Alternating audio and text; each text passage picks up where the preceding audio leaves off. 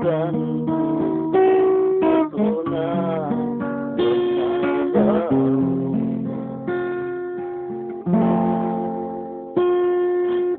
Benturkan kaki bersimpuh, mentujukan badan kabaru, meminta doa ampunan kuaso untuk nadena dalam keserugo.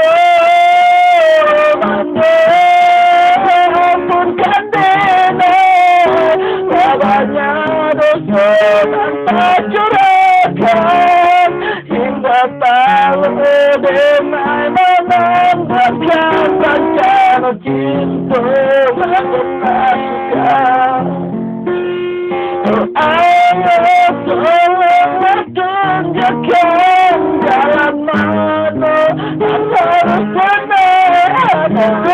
Hatinya kami memikirkan menjadi batu hilang di diriku.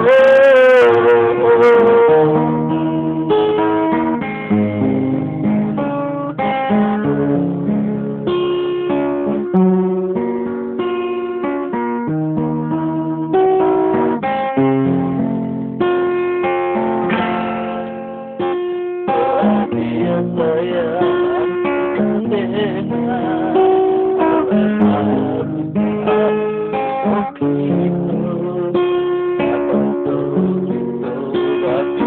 jalan dekat gunung memisahkan. Bukannya ada dinapai, akan ada yang mencintai. Itu Allah indah sajalah, silakanlah silakan berjalan.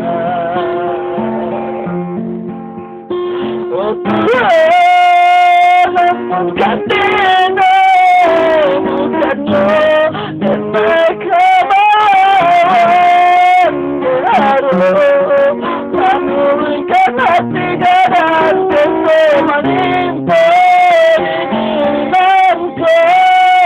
Tuhan, berikan jalan, tunjukkan benar jalan kasarmu. Menunjukkan kaki dan sucikan diri, meminta ampun satu kuaso.